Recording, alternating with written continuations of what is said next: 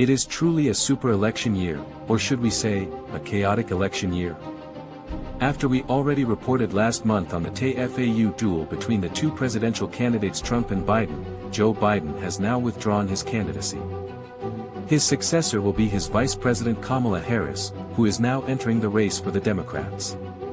In addition to Biden's poor performance in the TFAU duel, there was another scandal on July 12 when Biden introduced President Zelensky as Putin at the NATO conference. He corrected himself immediately, but the damage was done. Needless to say, this has further weakened both reputations.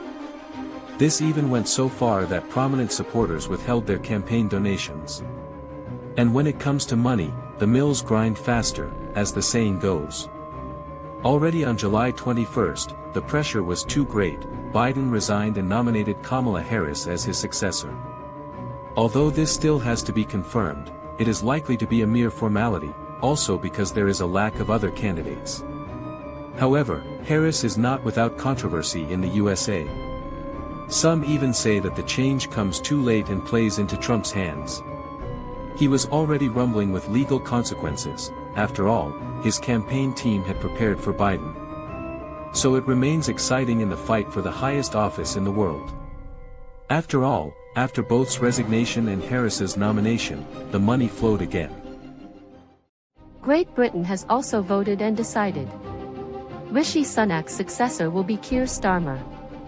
The latter was able to win the most votes with overwhelming success, interrupting more than 14 years of continuous government by the Conservative Tories.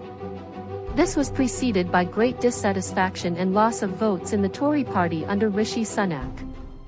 This had prompted Sunak to dissolve Parliament and call for new elections. Starmer has now emerged as the winner and thus the new Prime Minister. The challenges for Starmer are great, because it is necessary to unite a highly divided country, similar to the United States. Starmer announced that he already had a plan and pledged further support, especially to Ukraine. He also committed himself to strengthening relations with the EU and NATO. France also went to the polls on July 7, and here the Nouveau Front Populaire won the most votes, and thus seats.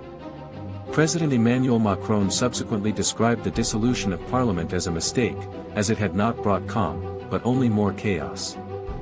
Prime Minister Attal submitted his resignation, which Macron had to accept. Michel Barnier is now being considered as the designated successor, whose appointment is probably only a formality. She is expected in September, 2 months after the election. As if this government chaos were not enough, further student protests have further fueled the chaos in the country. The neo-Trotskyists have won against the Gaullists, according to several circles these days, in which the leading parties are compared to supporters of one of the two people.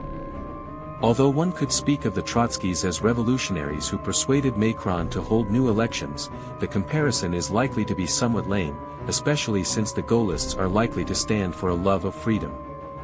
Some are already talking about a Europe in chaos, and this impression may well arise from the government collapses of recent months.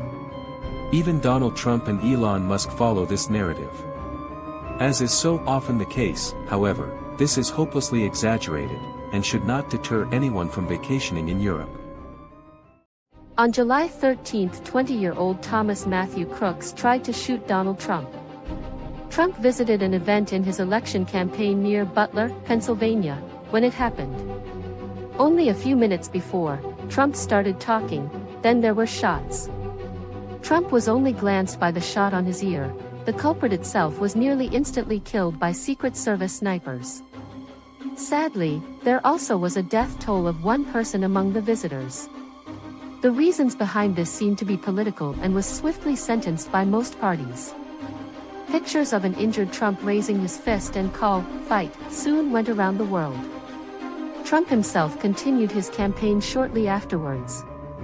Investigations are announced.